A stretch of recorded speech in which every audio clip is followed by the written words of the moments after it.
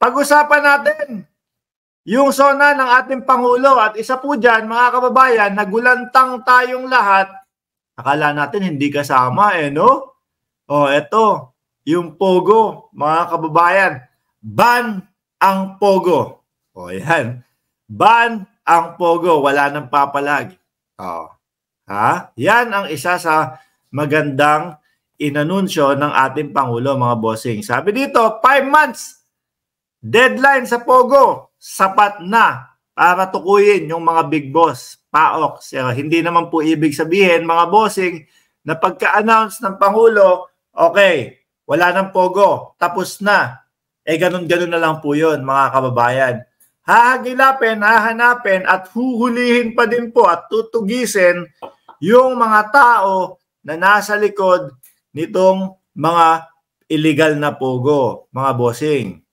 No, sabi dito, Manila, Philippines, makapagbibigay ng sapat na panahon ang iginawad na 5 months deadline. Ibig sabihin, pagkatapos ng 5 buwan na deadline, tapos na lahat. Pero, habang tumatakbo yung 5 buwan na yon, mga kababayan, sinisiyasat, iniimbestigahan po yung mga nasa likod nitong mga Pogo na ito, mga bossing. Alam nyo naman po, merong mga torture hub, merong mga taong kinakawawa, may mga love scam, lahat na po yata ng mga, mabibigat na krimen ito nandiyan po sa loob ng mga illegal na Pogo. 5 months deadline para sa lahat ng Philippine offshore gaming operators. Lahat po walang matitira, mga bossing, na matukoy ng PAOK o Presidential Anti-Organized Crime Commission ang mga big boss, major players at foreign employees ng naturang industriya. Sa tingin nyo ho, mga kababayan, mapupuno ang Davao? Sa tingin nyo po, mga kababayan, yung Davao Airport, madaming magiging pasahero?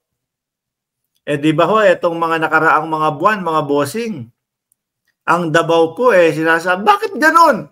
Sa Davao sila naglalabasan, bakit nagsisidaanan? Kagaya na lang po nung isang big boss sa Pogo, yung isang manager na babae. Saan po natagpuan? Sa Davao, di ba? Kaya ko naman pong i-pronounce yung Davao, pero mas trip na trip ko yung Davao, di ba? Para Ricky Davao. Saan po natagpuan? Sa Davao, mga kababayan. Nagtataka din ho tayo no? Ang laki-laki ng Maynila. Ang daming airport sa Maynila. Nagtataka tayo, bakit doon pa sila pumupunta at doon pa sila lilipad palabas ng bansa? Opo, nasa Maynila, nasa Pilipinas na po tayo, mga kababayan. Magtatagal kami ng 1 linggo dito na bakasyon at babalik din po, no? Sa Cayman Islands. Sabi, pag may nakasuhan dyan, domino na yan. Totoo ho yan, mga kababayan. At ito po mga bossing, yung 5 buwan na yan, saktong-sakto po yan para talagang malaman yung mga nasa likod niyan. Madaming nagsasabi, Mark, bakit wala kang komento doon sa Pulveron video? Na nung lumabas po yon, habang nasa ere po tayo, nasa po kami, biyaheng New York papunta ng Maynila po, kaya hindi, pero kitang-kita naman, kailangan pa ba natin magkomento doon? Iho ba? At mukhang etong Pogo, mga kababayan, patungo ho ito, no? Papunta yata ang Pogo na istorya kay dating Pangulong Duterte. Dahil mismong nasabi na po yan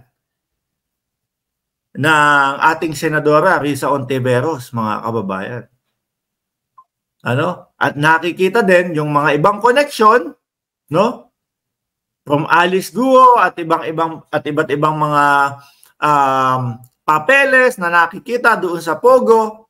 Naku, si Harry Roque na naman po.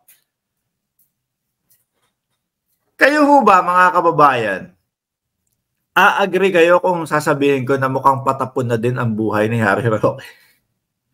Mukhang ang susunod na Maharlika, mga kababayan, si Harry Roque. Naniniwala ho kayo dun sa akin. Kasi nakikita ko yung sa sobrang wala na siyang mapuntahan eh. Gustong-gusto niya na talaga na mapabagsak ang ating Pangulo. Kaya kung ano-ano na ang ginagawa niya. Kaya kung ano-ano na lang po. Nakikita ko kung ano yung kinalulugaran, kinatatayuan ni Maharlika ngayon, mga kababayan. Doon papunta si Harry Roque. Doon papunta si Harry Roque, mga bossing. Kita mo, siguro isa din sa kinapuputok ng butse ni Harry Roque. Dahil may mga papeles din ho siyang nakita. Papeles na bank account niya. Nandoon yung papeles na nagpapaalam sila papunta sa ibang lugar. And then, dahil nga kailangan niya, siguro na magtuturok ng insulin sa kanya, hindi natin alam kung insulin lang o baka may iba pang gamot. Baka kayo naman kung ano iniisip nyo, kung ano ituturok. Baka may iba pang gamot na pwede iturok ni De La Serna. Kaya siya yung kasama. Nasa loob din po ng Pogo nakita yung mga papeles na gano'n. Malalaman ho natin kung sino-sino ho po, mga kababayan, yung masasama dyan. Ang maganda po, mga bossing, unang naipanawagan natin, kasama po ng mga ibang vlogger sa pangunguna po ni Mami Peng, yung pag-resign ng Vice Presidente sa Department of Education. Ngayon po, pinanawagan din po natin sa Pangulo na Pangulo, kami po ay hindi agree dyan sa Pogo na yan. Although hindi lahat kasama doon sa mga nahuling mga nakitang illegal. Pero sabi natin, hindi maganda para sa mamamayang Pilipino ang Pogo. Kaya hanggat maaari, pinanawagan natin sa Pangulo na alisin na yan. Yun naman po ang kanyang tinugunan. Yun naman po ang isa sa hindi natin inaasahan, na i-discuss ng Pangulo sa kanyang SONA. Dumako tayo sa pangalawa natin topic, mga bossing. May nakita ko isang video. Hindi ko maaaring i-play dito kasi laptop lang, kulang yung gamit natin. May isang video sa SONA ng Pangulo, dating Pangulong Rodrigo Duterte, sinasabi ang Pogo ay